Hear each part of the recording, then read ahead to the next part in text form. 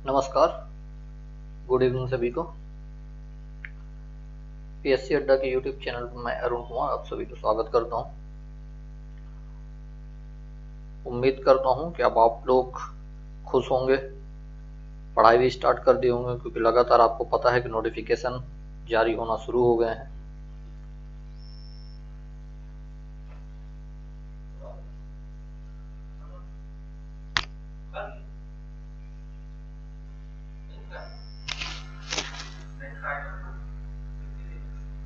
चालीस 40 मिनट।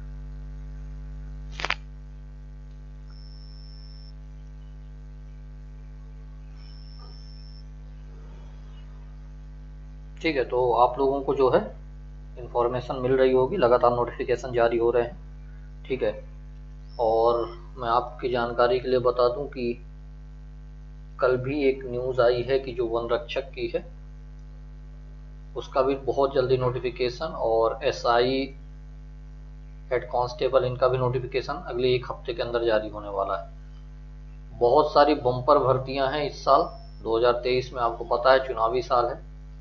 इन सब पे हम बात करेंगे, समझेंगे इन सब चीज़ों को। ठीक है, लेकिन उसके पहले है कि चैनल से फटाफट जुड़ जाइए, और जो चैनल की लिंक है उसको ज़्यादा से ज़्यादा लोगों तक शेयर कर दीजिए।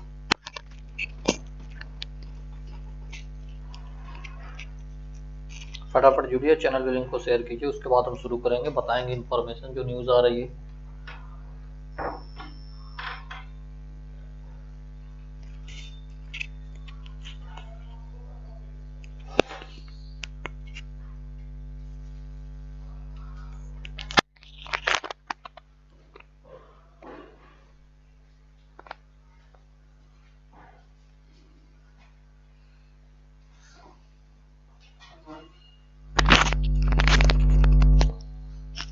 जुड़िए, फटाफट चैनल से जुड़िए, ज़्यादा से ज़्यादा लोगों को चैनल की लिंक को शेयर कीजिए। बहुत इंपॉर्टेंट न्यूज़ है आप लोगों के लिए।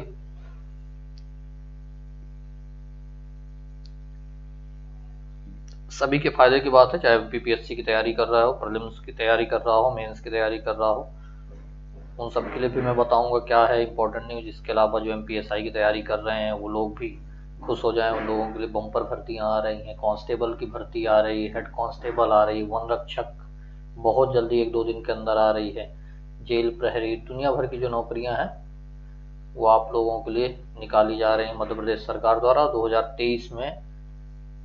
मैं ऐसे उम्मीद करूंगा, मेरी शुभकामनाएं हैं कि ज़्यादा से ज़्यादा लोग एक नौकरी अपनी सिक्योर कर लें 2023 में। चुनावी साल है तो बम्पर भर्तियां आ रही हैं। फटाफट चैनल से लोगों को जोड़िए, उसके बाद हम थोड़ी सी इन्फॉर्मेशन देंगे। फिर आज का जो हमारा टॉपिक है बहुत महत्वपूर्ण टॉपिक है, चाहे वो एमपीपीएससी प्रीलिम्स हो, मेंस हो, चाहे वो एमपीएसआई हो, पटवारी हो। पटवारी की भर्तियां तो आई गई हैं, आपको पता है परसों ही जारी हुआ नोटिफिकेशन, लगभग 2700-2800, तो उसके संबंध में भी बताएंगे। क्लास महत्वपूर्ण रहेगी, ये तो पता ही है आपको, है ना। तो फटाफट चैनल से जोड़िए, चैनल लिंक को शेयर कीजिए फटाफट, उसके बाद हम शुरू करते हैं अगले 1 मिनट के बाद।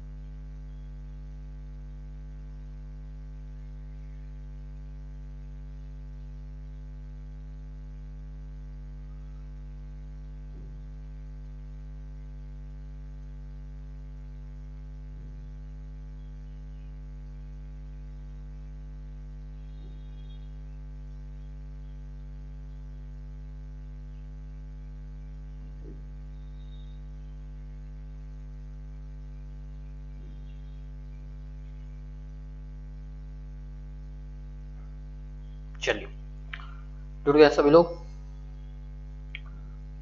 ठीक है, चलो, आपको पता है मैं रोज बता रहा हूँ बीपीएससी प्रीलिम्स 2022 के लिए हम लोगों ने क्रैश कोर्स स्टार्ट किया है और मैं अरुण कुमार, जैसा कि 8 बज रहे हैं, रात 8 बजे रोज मध्य प्रदेश का सामान्य ज्ञान लेके आता हूँ आपके समक्ष। इसमें यूनिट नंबर 1, यूनिट नंबर 3 और यूनिट नंबर 5 का जो संबंध है आपके पूरी 10 यूनिट में से एमपीजीके से है ना। तो ये तो हमारी क्लास के संबंध में, और 9:15 में डेली में आयोग की क्लास लेता हूँ, वहाँ भी बहुत महत्वपूर्ण क्लास चल रही है, आप उससे भी जुड़िए।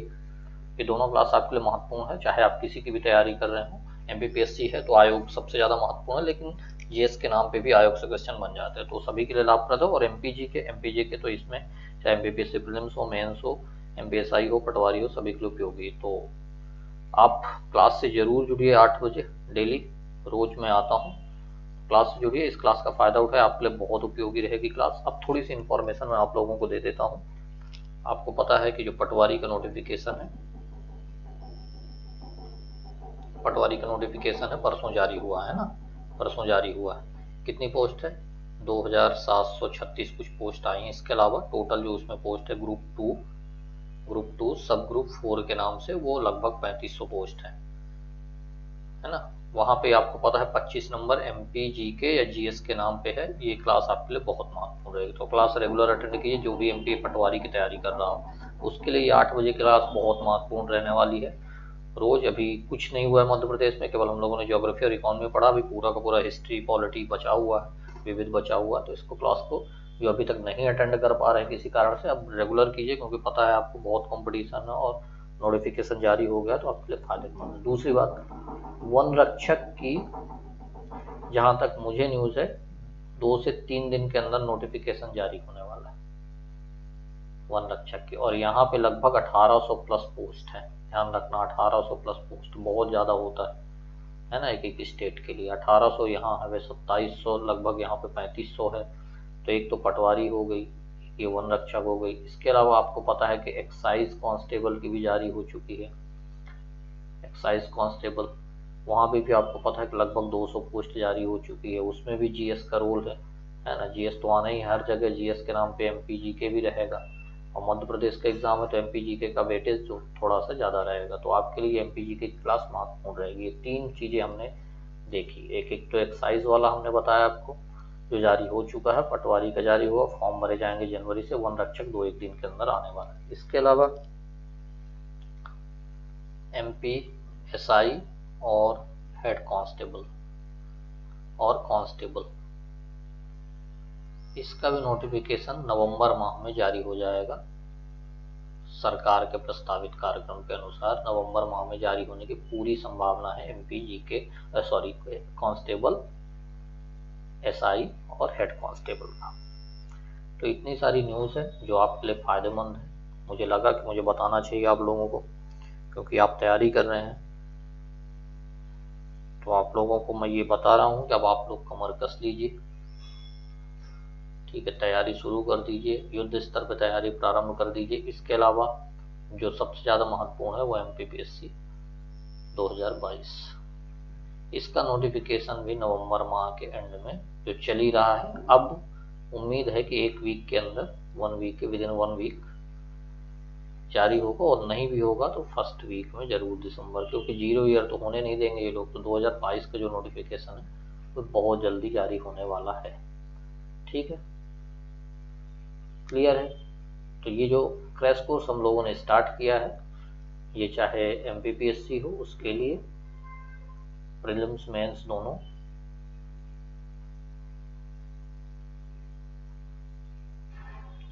एमपीएसआई जो आने वाली है, पटवारी आ गई है, वन रक्षक के लिए भी,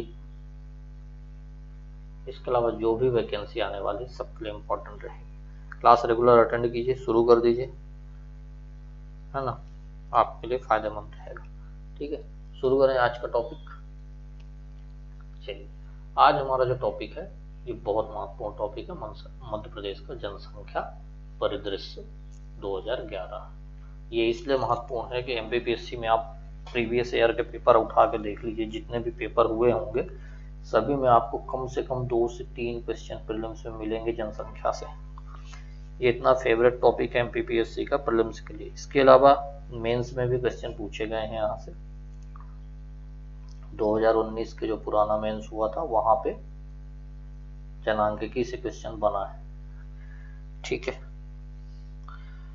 तो ये टॉपिक आपके लिए बहुत महत्वपूर्ण है, आप ध्यान लगा के इसको पढ़ेंगे, बहुत अच्छे से इसके फैक्ट देखेंगे। फैक्चुअल पूरा का पूरा टॉपिक है, कॉन्सेप्ट जैसी चीज़ें इसमें ज़्यादा नहीं है, केवल फैक्ट पे बात होगी। तो आपको बहुत अच्छे से मैं प्रयास करूंगा कि सारी बातें आप लोगों को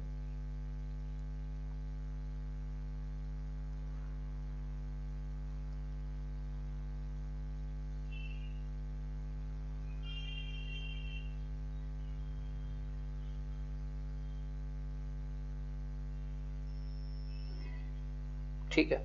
टॉपिक को हम अच्छे से करेंगे, यहाँ से क्वेश्चन बहुत आते हैं। सबसे पहले जनगणना, हम जनगणना ही पढ़ रहे हैं एक प्रकार से, जनसंख्या दृष्टि परिदृश्य। तो जनगणना का मीनिंग समझते हैं। जनगणना का अर्थ क्या है? जनगणना का अर्थ है कि एक निश्चित समय अंतराल, आपको ये समय अंतराल पता होगा कि भारत में 10 वर्ष होता है ना? कितने वर्ष होता है भारत में? 10 वर्ष। एक निश्चित समयांतराल में समस्त जन, यानी कि हम एक प्रकार से कहते हैं कि जितने भी हमारे देश में नागरिक हैं, समस्त जनों के आधिकारिक गणना करना जनगणना कहलाती है। क्लियर है? ये आपके 3 मार्कर के लिए इंपॉर्टेंट है एमपीपीएससी मेंस में। इसके अलावा आपको जनसंख्या समझने के लिए कोई कॉन्सेप्ट आवश्यक होता है समझना, तो एक कॉन्सेप्ट और एक जनगणना के मीनिंग आपको जरूर समझ आएगा कि निश्चित समय अंतराल में जो भी भारत में नागरिक हैं, जन हैं, उनकी आधिकारिक गणना ही जनगणना कहलाती है। क्लियर है ये बात? चलिए शुरू करते हैं। जो इम्पोर्टेंट बातें हैं उस पर ध्यान रखना है आपको यहाँ से कि भारत में जो प्रथम जनगणना हुई थी, ध्यान रखना है भारत की बात कर रहे हैं, भारत की जो प्रथम जनगणना थी वो 1872 में हुई। ध्यान रखना ये ईयर बहुत महत्वपूर्ण है। 1872 में ये क्वेश्चन बने हैं, पूछे गए कि भारत में जनगणना पहली बार कब हुई है। 1872 में भारत में पहली बार जनगणना हुई थी। किसने करवाया था? तो उस समय लॉर्ड मेयो जो गवर्नर जनरल थे उन्होंने करवाया था। उनका नाम क्या था? Lord Mayo. तो लॉर्ड मेयो के शासनकाल में 1872 में भारत में पहली जनगणना हुई थी। क्लियर रहेगी बात? याद रहेगी, अगर प्रथम जनगणना पूछा जाता तो 1872 में हुई है। किसके काल में हुई है? लॉर्ड मेयो के काल में हुई है। ठीक है, चलिए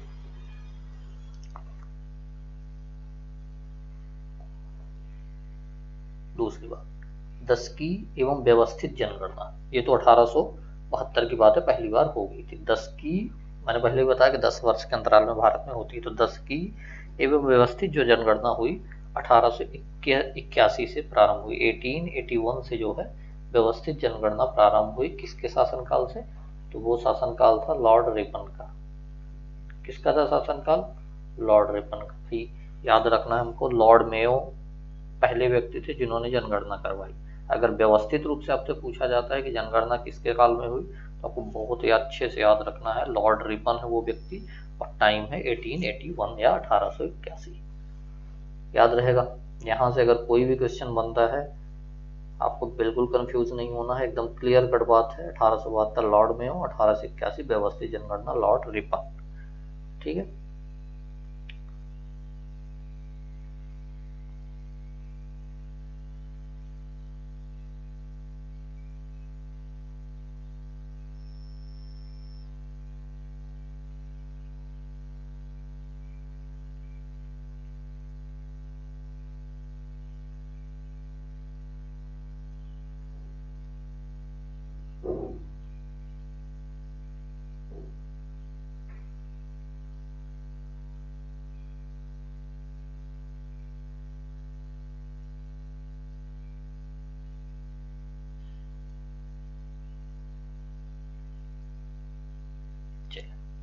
आगे बढ़ते हैं। उम्मीद करता हूँ कि बात अच्छे से। मध्य प्रदेश के अस्तित्व में आने के बाद, अस्तित्व मध्य प्रदेश कब आया?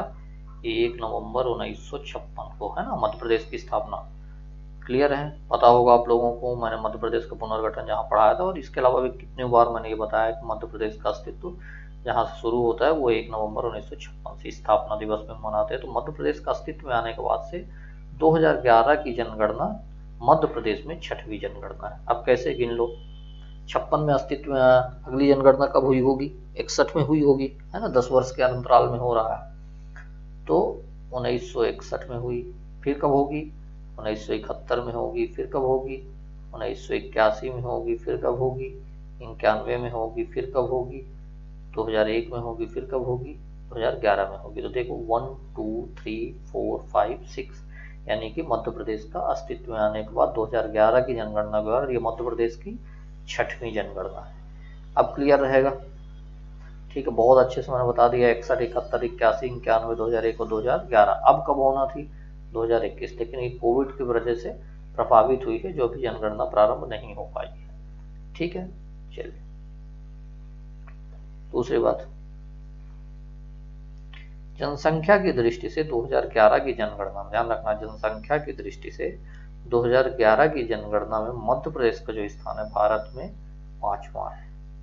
बहुत अच्छे से याद रखना है, 5th स्थान है। ये क्वेश्चन पूछा गया है किसी एग्जाम में, आप देख लेना, शायद एमपीपीएससी प्रीलिम्स में या किसी अन्य एग्जाम में, एमपीपीएससी में या तो एमपीएसआई या किसी न किसी एमपी के एग्जाम में, व्यापम के एग्जाम में ये पूछा गया है।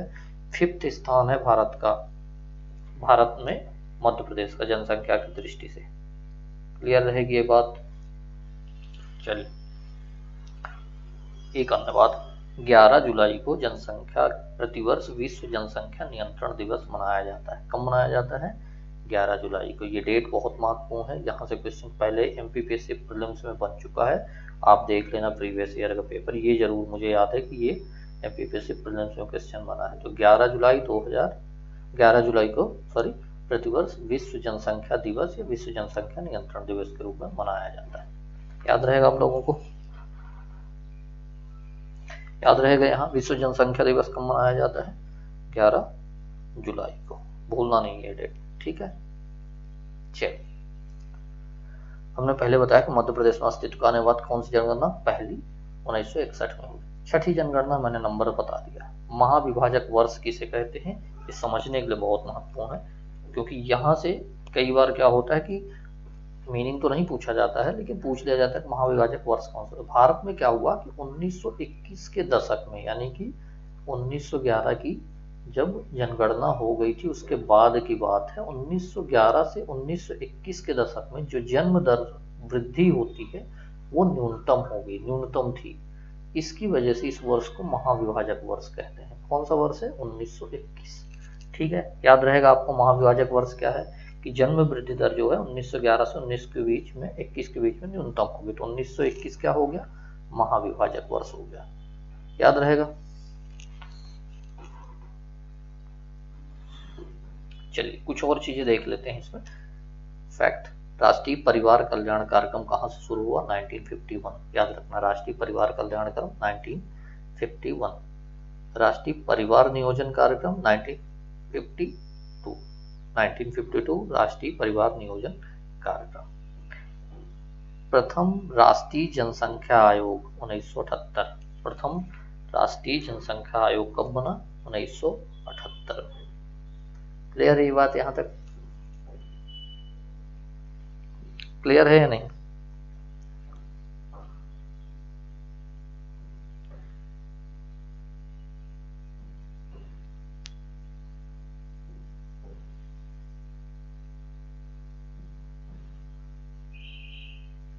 ठीक है, चलिए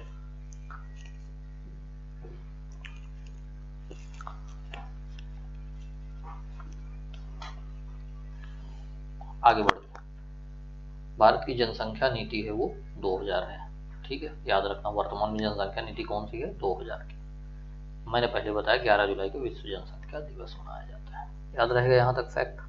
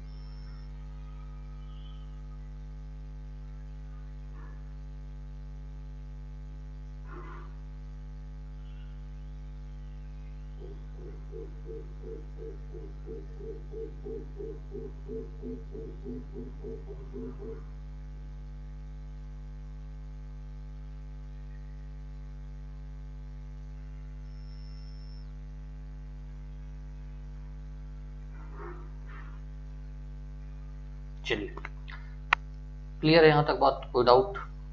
उम्मीद करता हूँ कोई डाउट नहीं होगा। आपको एक क्वेश्चन मैं पूछ रहा हूँ, आपको आंसर करना है। लाडली 3 दिन हमने पढ़ाया था योजना। लाडली लक्ष्मी योजना का प्रारंभ वर्ष आपको बताना है। लाडली लक्ष्मी योजना का प्रारंभ वर्ष यानी कि कब से स्टार्ट हुआ है आपको बताना है। लाडली लक्ष्मी योजना, फटाफट आंसर करो आप लोग, उसके बाद हम आगे बढ़ते हैं।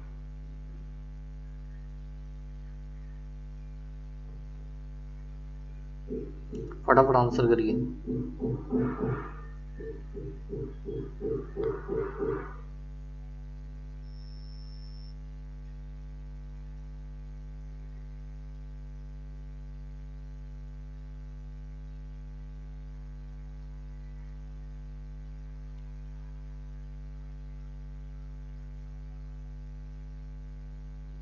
फटाफट आंसर करिए।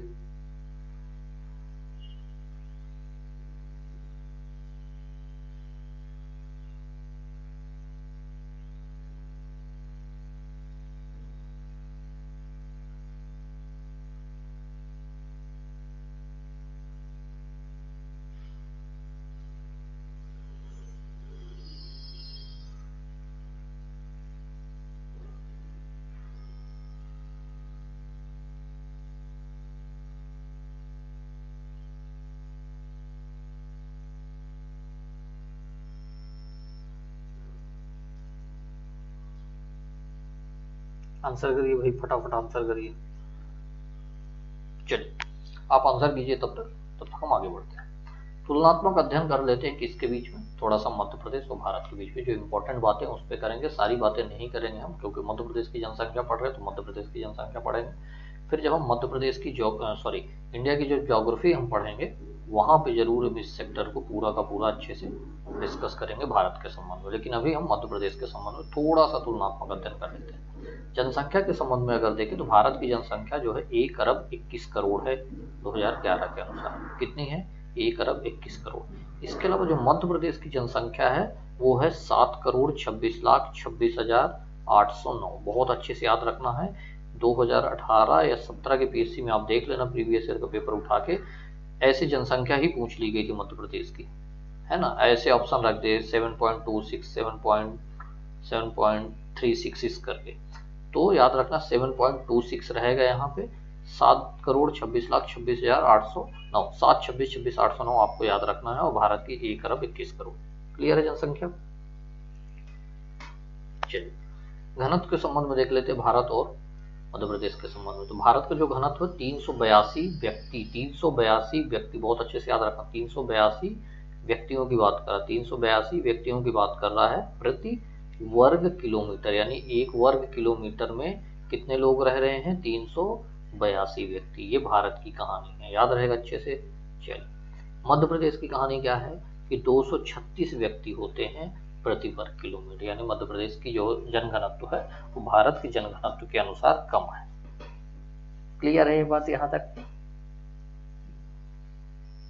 चलिए, याद रखना, बहुत अच्छे से याद रखना, ये नंबर्स आपके लिए बहुत महत्वपूर्ण है। 236 व्यक्ति प्रति वर्ग किलोमीटर भारत के कितनी है? 382 व्यक्ति प्रति वर्ग किलोमीटर, और मध्य प्रदेश की 236 व्यक्ति प्रति वर्ग किलोमीटर। ठीक है। चलिए, जनसंख्या वृद्धि कितनी है?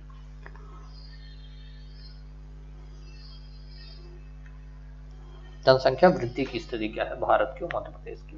भारत की जो जनसंख्या वृद्धि दर रही है वो 10 की वृद्धि दर के तौर पे हम देखते हैं इसे। यानी कि हमने यहाँ पे देखा होगा 2011 से लेके 2001 से लेके 2011 तक क्या जनसंख्या वृद्धि दर रही। तो भारत की कितनी रही है? 17.7%। कितनी? 17.7%। बहुत अच्छे से ये नंबर याद रखना है, 10 की वृद्धि दर है।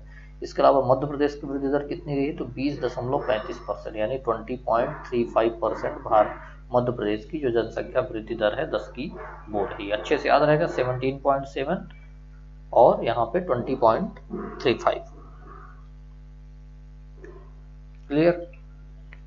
चलिए, लिंगानुपात में क्या है तुलनात्मक, तो भारत का जो लिंगानुपात है वो 943 1000, यानी कि 1000 ये पुरुष हैं, इस पे महिलाओं की संख्या जो है 943 है, यही लिंगानुपात कहलाता है ना। पुरुषों प्रति 1000 पुरुषों पे महिलाओं की जनसंख्या लिंगानुपात। तो 1000 पुरुष हैं तो 943 महिलाएं हैं भारत में। और मध्य प्रदेश की अगर हम बात करें तो 931 हैं 1000 पुरुषों में। क्लियर है ये बात यहां तक? क्लियर है?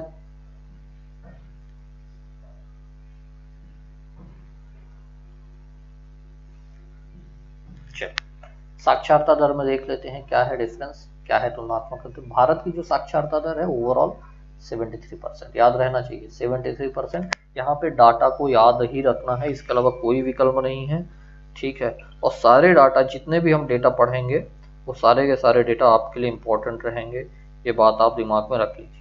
यहाँ पे कुछ भी ऐसा नहीं है जो मैं ये बोल दूँ कि मिस हो जाएगा और काम बन जाएगा, क्योंकि बहुत गहरे क्वेश्चन कई बार बनते हैं, ठीक है। और क्वेश्चन बनेंगे तो आपसे तभी बनेंगे जब आप डेटा को अच्छी तरीके से याद करके रखें दिमाग में। तो 73 है भारत की साक्षरता दर। और मध्य प्रदेश की क्या है 69.35। मध्य प्रदेश की कितनी है 69.35। 69.35।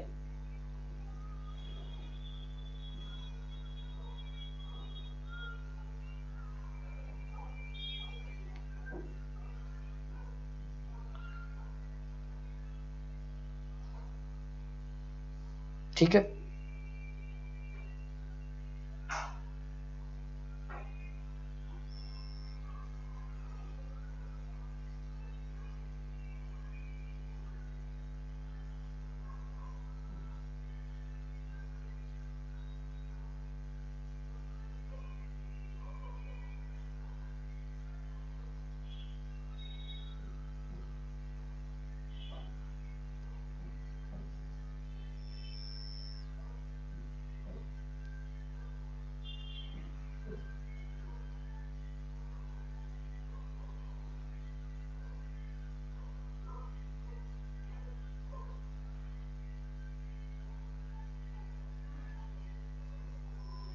चलिए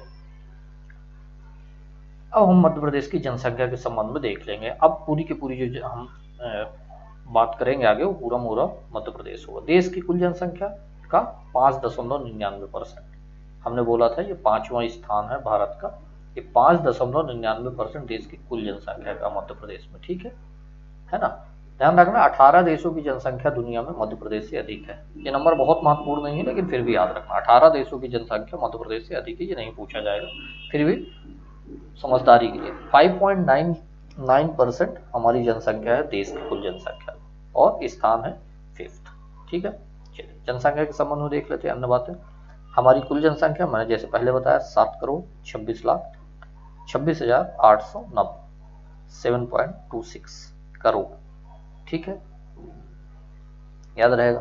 चलिए महिला जनसंख्या है 3,50,14,503, ठीक है, 3,50,14,14,530। ये टोटल जनसंख्या का, ये याद रखना नंबर, जनसंख्या आपसे नहीं पूछे, यहाँ पे जनसंख्या आपसे नहीं पूछेगा महिला की कितनी है, ये नंबर या परसेंटेज पूछा जा सकता है। तो 48.30% महिलाएं हैं मध्य प्रदेश में, टोटल जनसंख्या का 48.30% महिलाएं हैं, क्लियर रहेगा ये।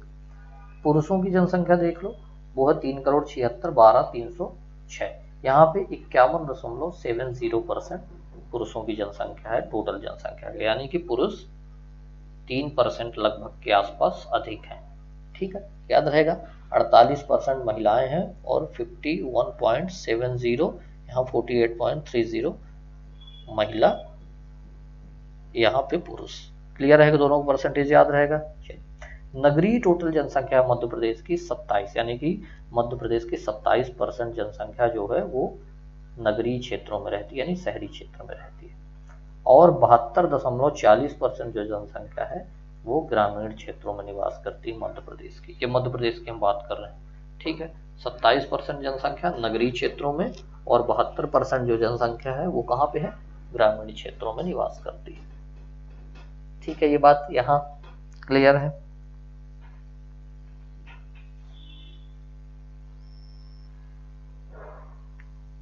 10 मिनट।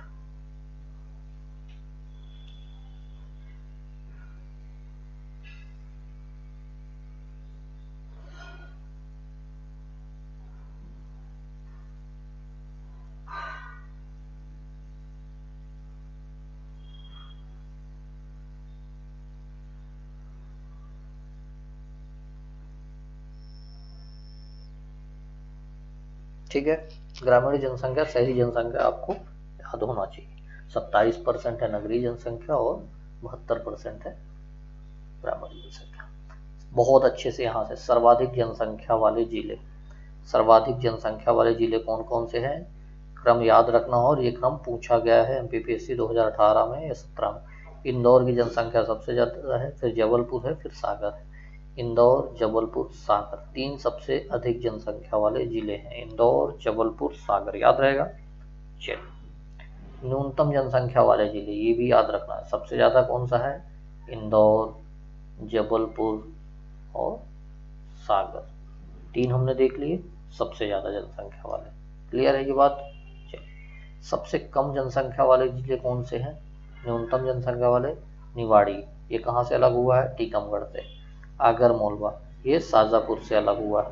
ये सब हाल ही के हैं, 2013 में ये हुआ था और 2018 में निवाड़ी हुआ था। और तीसरा जो है वो है हरदा। तो न्यूनतम जनसंख्या में कौन सा है, निवाड़ी, आगर मालवा, हरदा, है ना। निवाड़ी, आगर मालवा और हरदा, NAH, निवाड़ी, आगर मालवा, हरदा। यहाँ पे इंदौर, जबलपुर, सागर। ठीक है, क्लियर है। न्यूनतम और अधिकतम जनसंख्या वाले जिले याद रहेंगे, क्रम याद रखना है आपको। ठीक है, अब सर्वाधिक क्षेत्रफल वाले, यानी कि जो कोई भी डिस्ट्रिक्ट होगी उसका क्षेत्रफल किसका सबसे ज्यादा है उसके हिसाब से देखें। तो सर्वाधिक क्षेत्रफल वाले में पहले स्थान पे छिंदवाड़ा है। कमलनाथ जी को याद रखना, कमलनाथ को कोई नहीं भूलेगा, मध्य प्रदेश का युवा तो और नहीं भूलेगा। ठीक है, फंसा के गए हैं पूरा का पूरा जो पेंच, वो अभी तक उस जो है वो हड्डी फंसी हुई। छिंदवाड़ा, दूसरा शिवपुरी और तीसरा सागर, चौथा बैतूल और 5वां बालाघाट। याद रखना, ये सीक्वेंस अच्छे से याद रखना है आप लोगों को। सर्वाधिक क्षेत्रफल वाले में छिंदवाड़ा पहले स्थान पे है, शिवपुरी दूसरे स्थान पे, सागर तीसरे स्थान पे, बैतूल चौथे स्थान पे और बालाघाट 5वें स्थान पे। ये सर्वाधिक क्षेत्रफल वाले जिले हैं। ठीक है, क्लियर ये बात। याद रहेगा, यहाँ पे कंफ्यूज बिल्कुल नहीं होना है आप लोगों को।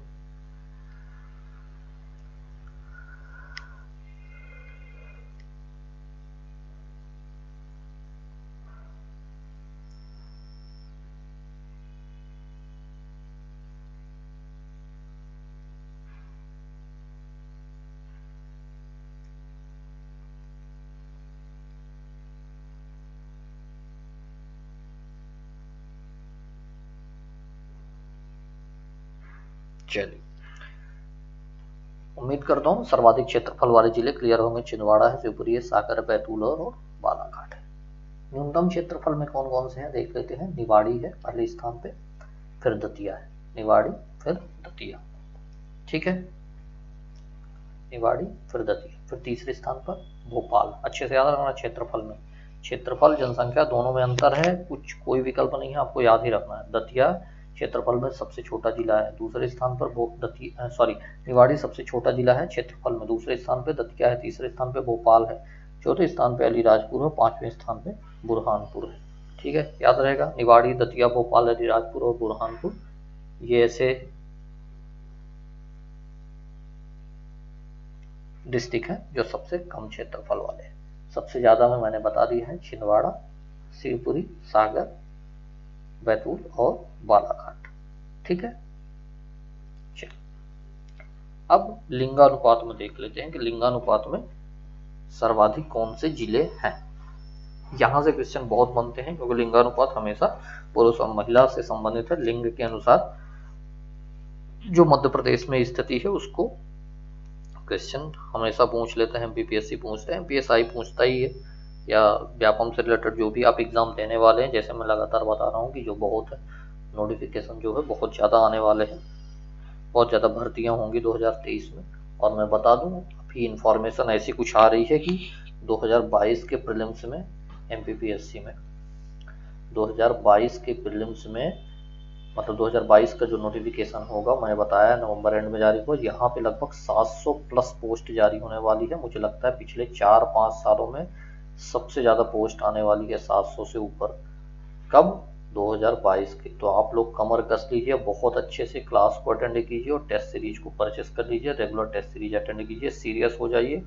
अब बिल्कुल भी मस्ती करने का समय नहीं है, एंजॉय करने का समय नहीं। मैं लगातार बोल रहा हूँ कि सीरियस हो जाओ, क्योंकि एक एक नंबर बहुत महत्वपूर्ण है, एक एक क्लास आपके लिए बहुत महत्वपूर्ण। आप अगर रेगुलर क्लास अटेंड करेंगे तो मैं दावा करता हूँ कि आप जो है बहुत अच्छे से क्वेश्चन MPG के जो भी हम पढ़ा रहे हैं, आयोग जो पढ़ा रहे हैं वहाँ से क्वेश्चन, मैं एक एक फैक्ट, एक एक कॉन्सेप्ट पे बात करता हूँ, बहुत आराम से क्लास में लेता हूँ, चीज़ों को बार बार रिवाइज करने का प्रयास करता हूँ, जो आपके लिए बहुत उपयोगी होने वाली है।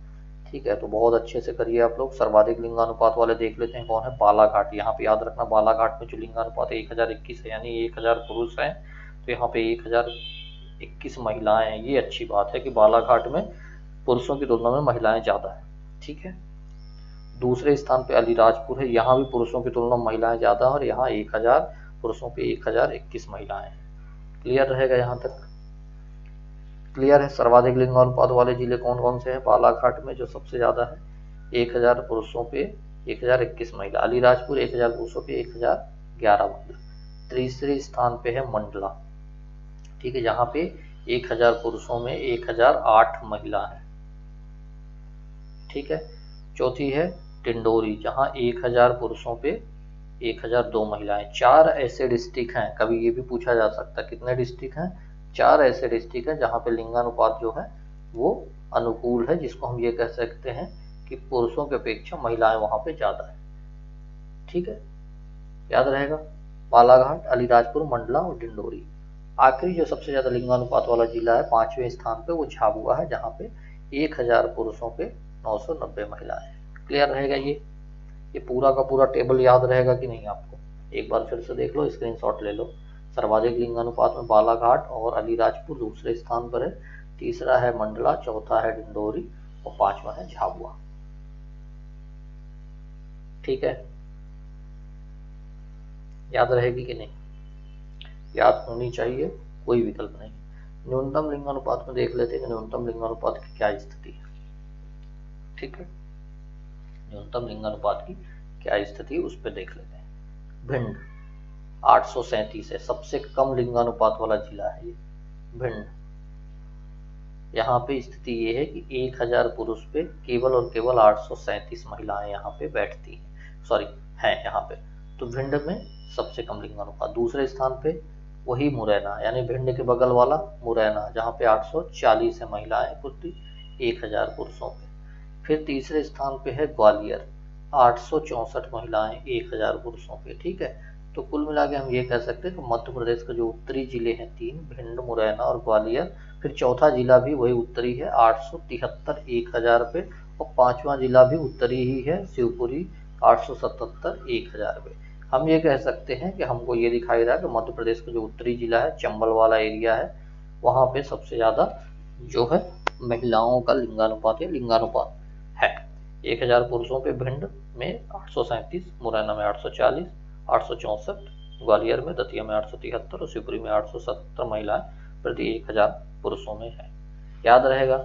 आप थोड़ा सा टिक करेंगे, थोड़ा सा क्लिक करेगा आपके दिमाग में, जब भी न्यूनतम की बात हो तो हमेशा भिंड, मुरैना, ग्वालियर, दतिया, शिवपुरी साइड चले जाना, मध्य प्रदेश के उत्तरी जिलों में, तो आपसे बन जाएगा। अगर ज़्यादा पूछे तो नीचे आ जाना, तो आपको मंडला मिल जाएगा, आपको बालाघाट मिल जाएगा।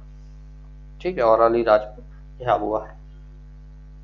चलिए अब देख लेते हैं कि शिशु लिंगानुपात की क्या स्थिति है। इसमें 0 शिशु लिंगानुपात का मतलब क्या है उसको समझ लीजिए। 0 से 6 वर्ष है ना, यानी कि अगर कोई बच्चे का जन्म हुआ है तब से लेके 6 वर्ष तक के आयु समूह वाले बच्चों को शामिल किया जाता है।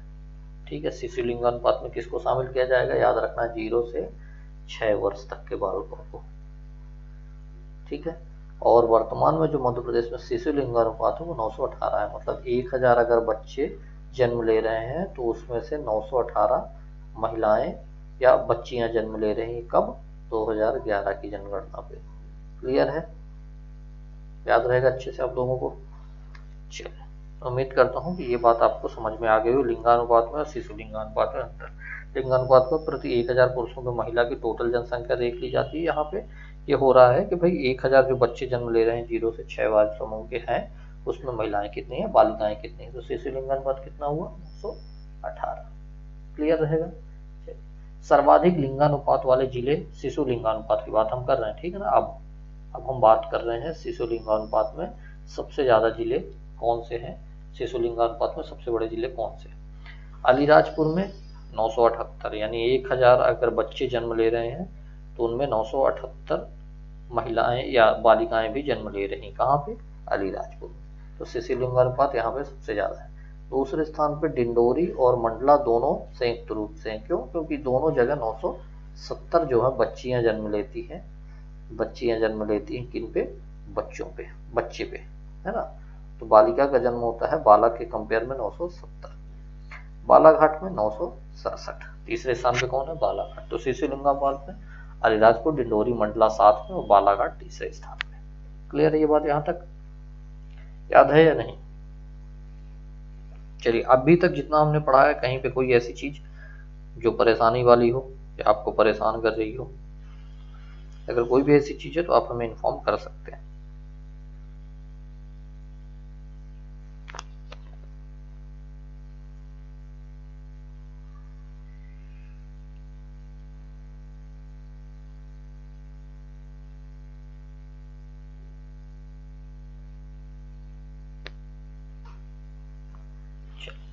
अब हम देख लेते हैं, हमने ज्यादा देख लिया है। अधिकतम लिंगानुपात शिशु लिंगानुपात वाले जिले देख लिए हैं। कौन कौन से हैं, अलीराजपुर, डिंडोरी, मंडला 7 में, है ना, और बालाघाट तीसरे स्थान पे। अब न्यूनतम में देख लेते हैं, न्यूनतम कहाँ, फिर वहीं आप उत्तर वाले इलाके में पहुंचे, मध्य प्रदेश के उत्तरी जिलों में। इस बार मुरैना पहले स्थान पे, वहाँ 829 है। ग्वालियर दूसरे स्थान पे, वहाँ 840 है ना। फिर तीसरे स्थान पे 843, यानी 1000 बच्चे अगर जन्म ले रहे हैं 0 से 6 आयु वर्ग के हैं, उस स्थिति में 843 बालिका का जन्म हो रहा है। ग्वालियर में 840 हो रहा है और सबसे कम मुरैना। यहाँ तक बातें क्लियर हैं या नहीं क्लियर? ठीक है, लिंगानुपात शिशु लिंगानुपात में अंतर पता रहेगा, क्रम याद रहेगा आप लोगों को, नहीं रहेगा, याद रहना चाहिए क्योंकि कोई विकल्प नहीं है इसके अलावा। ठीक है, याद करने के सिवा। चलिए, तो आज के लिए हम इतना ही देखेंगे लिंगानुपात। इसके अलावा जो भी चीजें हैं कल के लेक्चर में हम डिस्कस करेंगे। ठीक है, इसके अलावा हम आपको थोड़ी इन्फॉर्मेशन दे दें कि मध्य प्रदेश जो मुख्य परीक्षा 2021 का मुख्य परीक्षा है एमपीपीएससी 2021 की, उसके लिए पीएससी अड्डा ने ऑनलाइन टेस्ट सीरीज प्रारंभ की हुई है जो कंटिन्यू चल रही है। ठीक है, अभी 75% का डिस्काउंट है। ठीक है, 2499 में आप परचेस कर सकते हैं। ऑनलाइन फीस है 2499, जिसकी फीस थी 10,000। ठीक है, आप इस टेस्ट सीरीज का फायदा उठाइए, इस डिस्काउंट का फायदा उठाइए। डिस्काउंट का फायदा उठाने के सिंपल सा तरीका है, पीएससी अड्डा एप्लीकेशन को प्ले स्टोर से डाउनलोड कर लीजिए। अगर आप डाउनलोड करके बैठे हुए हैं तो वहाँ पे टेस्ट सीरीज के सेक्शन में जाइए, मेंस टेस्ट सीरीज का ऑप्शन पे क्लिक करके वहाँ पे इस टेस्ट सीरीज को आप परचेस कर सकते हैं, ऑनलाइन टेस्ट दे सकते हैं। इसके अलावा 9617745037 पे भी कॉन्टैक्ट करके आप टेस्ट सीरीज के संबंध में जानकारी ले सकते हैं। कुल 23 टेस्ट हैं ऑर्गेनाइज हो रहे हैं, 11 सब्जेक्ट वाइज टेस्ट हैं। इसके अलावा जो 12 एफएलटी टेस्ट हैं। तो आप 23 टेस्ट टोटल ऑर्गेनाइज किए जाएंगे और टेस्ट सीरीज जो है वो हिंदी माध्यम में है, तो आप इसका फायदा उठाइए। ठीक है, मॉडल आंसर हम आपको देंगे। इसके अलावा जो विशेषज्ञ टीम है वो आपकी कॉपी, जो मॉडल आपकी कॉपी उसको चेक करेगी। सीरीज लाइव है, टेस्ट सीरीज कभी भी आप टेस्ट दे सकते हैं, आप इसका फायदा उठाइए। मैं लगातार बता रहा हूँ कि 2022 में, फिर से बता रहा हूँ, 2022 के एमपीपीएससी के नोटिफिकेशन में कम से कम 700 पोस्ट आ रही, 700 प्लस पोस्ट की खबर लगी है, इससे ज़्यादा पोस्ट आ रही। तो आप ध्यान रखिए इसको, पोस्ट को ध्यान में रखते हुए, क्योंकि इतनी बम्पर भर्तियां हो रही पिछले 4-5 सालों में नहीं हुई है। और अगर नहीं हुई है तो यहाँ पे अगर 700 पोस्ट, 700 से ज़्यादा हो रही है, तो पिछले 2-3 पीएससी को आप उठा के देख लीजिए, सब में ज़्यादा है। 2021 में 250 पोस्ट है, 2020 में भी पोस्ट नहीं है, 280 पोस्ट है। आप समझ रहे हैं 700 पोस्ट आपके लिए अवसर है, 3 गुना पोस्ट आ रही है इस बार। कमर कस लीजिए, क्लास को रेगुलर अटेंड कीजिए, आपके लिए बेहद लाभकारी होने वाली है क्लास। इसके अलावा आपको पता है कि ये क्लास जो हम ले रहे हैं एमपीपीएससी प्रीलिम्स के लिए क्रैश कोर्स है, लेकिन यही क्लास आपको एमपीएसआई में भी उपयोगी है। तो वो बच्चे भी जो है जो एमपीएसआई की तैयारी कर रहे हैं वो क्लास को रेगुलर अटेंड करें। चाहे एमपी पटवारी जो आ गई है वैकेंसी, आप उसकी तैयारी कर रहे हैं वो भी आपके लिए लाभप्रद है। इसके अलावा वन रक्षक की आप तैयारी कर रहे हैं उसके लिए भी लाभप्रद है। ठीक है, ये क्लास सबके लिए उपयोगी है, तो सभी लोग इस टेस्ट जो क्लास है उसको ज्वाइन कर सकते हैं। आज के लिए इतना ही है। अगर आपको क्लास बहुत अच्छी लगी है, समझ में आई है सारी चीज़ें, आपने एंजॉय किया टेस्ट क्लास को लेकर, तो आप वीडियो को लाइक कीजिए। जो वीडियो की लिंक है वो ज़्यादा से ज़्यादा लोगों तक शेयर कीजिए। कमेंट करना बिल्कुल ना भूलें, कमेंट जरूर बताइए। ठीक, कमेंट करके क्लास के संबंध में, क्लास कैसी लगी है, कोई सजेशन हो तब भी बताइए। और अगर अभी आपने चैनल को सब्सक्राइब नहीं किया तो चैनल को सब्सक्राइब कीजिए, बेल आइकन को प्रेस कीजिए, ताकि क्लास संबंधी जो